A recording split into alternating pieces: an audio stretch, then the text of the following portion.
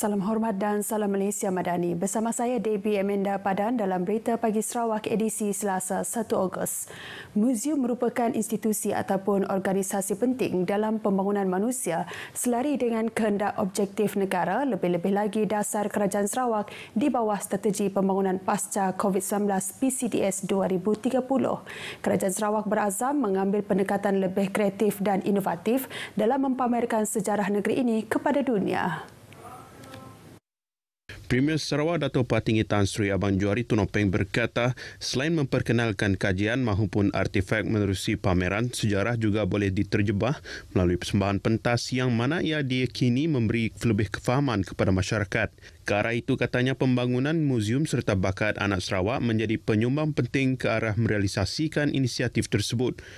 Kerajaan Sarawak membangunkan muzium yang agak terbesar di kawasan ini yang telah berjaya menarik seramai lebih 700,000 pengunjung hanya dalam masa 3 tahun. Ini bermakna masa depan adalah cerah untuk Sarawak menyampaikan warisan dan sejarah negara kepada dunia. Dalam masa sama, Kerajaan Sarawak juga telah menyedia peruntukan lebih 200 juta ringgit untuk menaik taraf performing arts di Dewan Undangan Negeri Dun Lama. Ini adalah salah satu cara untuk membawa secara hidup apa juga warisan dan budaya yang ada di Sarawak ini. Premier berkata demikian pada perasmian sambutan Hari Muzium Antarabangsa HMA Peringkat Kebangsaan 2023 di Muzium Budaya Borneo Kuching semalam. Sementara itu, Dato' Patinggi Abang Johari turun memuji usaha setengah pihak yang sudi mengkaji ilmu baharu dalam kehidupan manusia menerusi pelbagai khazanah yang terdapat di Sarawak. Beliau berharap agar mereka dapat membuat kajian lebih mendalam dan seterusnya memberi sumbangan penting dalam pembangunan tamadun. Sebelum itu, Menteri Pelancongan Industri Kreatif dan Seni Persembahan Sarawak, Dato' Sri Abdul Karim Rahman Hamzah dalam ucapannya memberitahu sambutan Hari Muzium ini dilihat sebagai acara positif dalam kalender pelancongan tahunan memandangkan pelbagai usaha dipertonjolkan oleh banyak pihak bagi menjadikan ia satu acara yang meriah dan memberikan impak positif kepada komuniti muzium dan pengunjung. Dato' Sri Abdul Karim menambah beliau cukup gembira sekali apabila muzium menjadi satu tempat diminati oleh pengunjung sama ada luar dan dalam negeri yang sedikit sebanyak memberi impak tinggi kepada mereka. Ujarnya lagi, Kerajaan Sarawak melihat sambutan ini sebagai satu perkara positif dalam kalender pelancongan demi menjadikan sambutan ini meriah dan memberi impak positif kepada komuniti muzium. Dengan mengangkat tema Muzium Kemampanan dan Kesejahteraan, ia bertujuan menghargai peranan institusi pemuziuman dalam pengurusan khazanah dan warisan. Sambutan Hari Muzium Antarabangsa yang telah memasuki edisi ke-27 ini berhasil menarik lebih daripada 50,000 pengunjung termasuk pelajar, institusi pengajian, persatuan dan badan bukan kerajaan, pelancong antarabangsa dan domestik serta masyarakat setempat. Penganjuran bersama antara Jabatan Muzium Malaysia dan Jabatan Muzium Sarawak berlangsung dari 31 Julai sehingga 5 Ogos depan. Pelbagai aktiviti diadakan termasuk pameran dengan 34 booth dari muzium-muzium seluruh Malaysia dan satu muzium dari Indonesia, Sarawak Heritage Kitchen, persembahan kebudayaan, bengkel, seminar dan forum. Karnival Selangau boleh dijadikan salah satu produk pelancongan tahunan sekaligus membantu sosioekonomi setempat. Ahli Dewan Undangan Negeri Adun Tamin, Insinyur Christopher Gira Sambang berkata, dengan adanya pelbagai program dianjurkan, ianya mampu menarik ramai pengunjung dari dalam dan luar Selangau. Kita akan agak aktiviti pelancongan. Maka kita bisa berakit tadi, kita bisa main pusal dengan kita bisa bikin jumpit, hotel bukai. Jadi pihak enggak kita bisa gerai, bisa kedai itu peluang kita agak bisnes. Selain penganjuran aktiviti seperti ini, Selangau kini kian berkembang pesat dengan pelbagai perancangan pembangunan yang akan dilaksana. Aku sebagai wakil Selangau sikit rangka uliah mai pemangsang yang mana Selangau ambil kita Selangau untuk lebih lagi kemudian kita tahu dah nama tu depan sahapan benyo orang banyak mayu rakyat macam-macam Selangau. Jadi bapa aku pemangsang Selangau pasal Selangau patut maju kita. Beliau berkata demikian pada Majlis Penangguhan Karnival Selangau 2023. Bertepatan dengan tema kali ini, Selangau Pegari, beliau memberitahu pelbagai perancangan sudah dikenal pasti untuk membangunkan Pekan Selangau. Antaranya perancangan membina hotel memandangkan Selangau masih kekurangan tempat penginapan sekiranya pesta yang berskala besar diadakan. Pembangunan lain juga giat dirancang dalam merealisasikan perubahan landskap di Selangau. Beliau turut merakamkan penghargaan kepada kerajaan negeri yang membawa perubahan kepada Selangau. Antaranya yang telah siap pembinaannya iaitu Selangau Waterfront, Pejabat Daerah Selangau dan projek-projek rakyat lain seperti jalan raya serta bekalan elektrik kepada penduduk di kawasan pedalaman.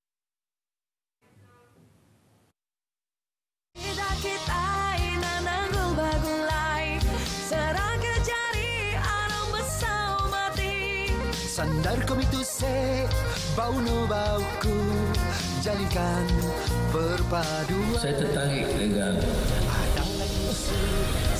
segulai sejalan.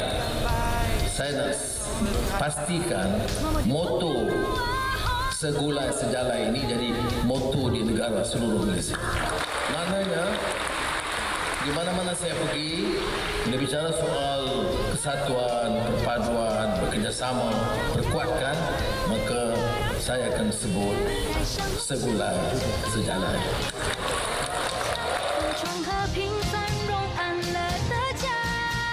खत्म करो दुश्मनी मिटाओ विवाद सद्भाव की हवा बह रही है นายรักไทยความห่วงใยรวมใส่ความเข้านั้นขอพระองค์ทรงพระเจริญ leburkan permusuhan. Bersua kembali, pihak Jabatan Bomba dan Penyelamat Malaysia JBPM Sarawak merekodkan pembakaran terbuka secara ketara untuk bulan Julai. Pengarah JBPM Sarawak, Dato' Hirudin Rahman berkata, sejumlah 58 kes direkodkan berbanding 26 kes pada Jun tahun ini.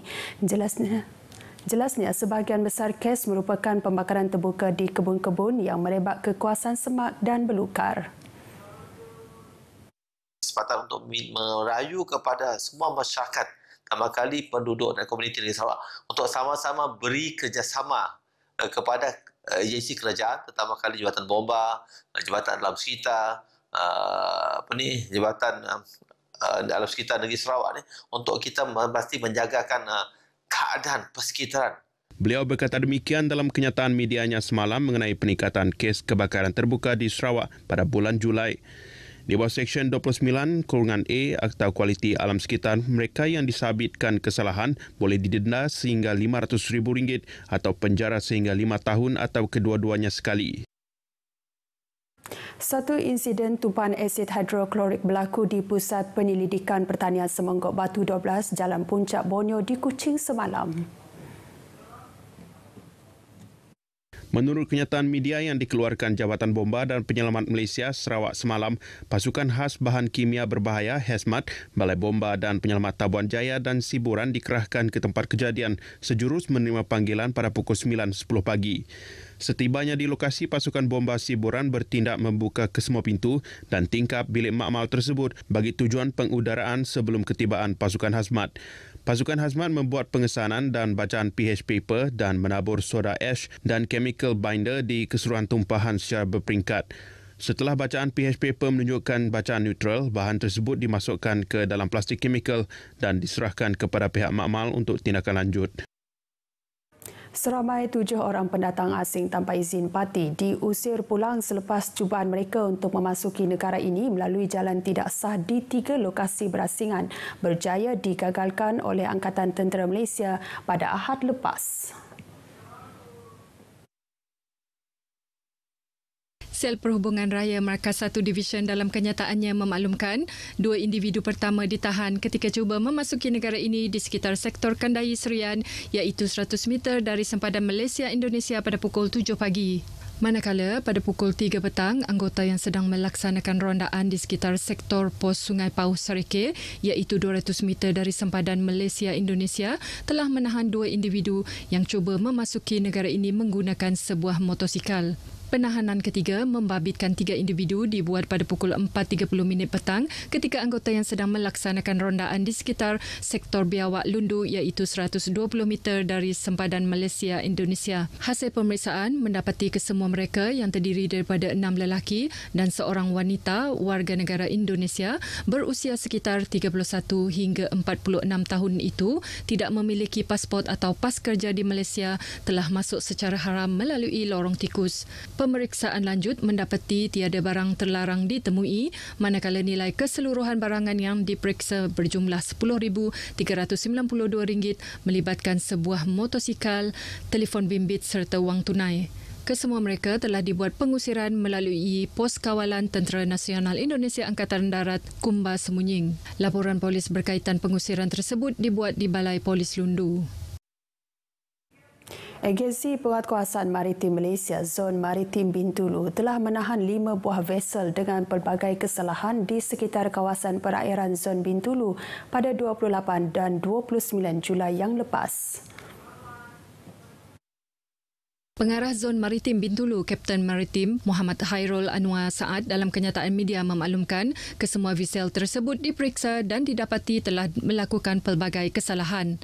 Antaranya gagal mengemukakan lesen perkapalan dalam negeri serta tidak memaklumkan secara bertulis pertukaran nama nahoda di dalam sijil pendaftaran kapal serta beroperasi tanpa keanggotaan yang mencukupi sebagaimana dikehendaki di dalam syarat lesen. Dalam pada itu juga, pada 28 Julai yang lalu, 3 tongkang yang sedang bersauh dan merapat antara satu sama lain di Pelabuhan Kedua Bintulu dan sebuah bot tunda juga sedang bersauh pada jarak 2 batu nautika daripada muara Sungai Kemena juga telah ditahan. Khairul juga menyatakan sebuah kapal kargo telah ditahan pada 29 Julai ketika sedang bergerak pada jarak 4 batu nautika daripada Tanjung Kidurong. Kesemua kes akan disiasat di bawah Ordinan Perkapalan Saudagar 1952 yang memperuntukkan hukuman kompaun sehingga RM5,000 jika disabitkan bersalah. Baik, berita itu tadi mengakhiri Berita Pagi Sarawak edisi Selasa 1 Ogos. Seterusnya ikuti Selamat Pagi Malaysia selepas ini bersama Ridwan dan Suhaida. Salam Malaysia Madani.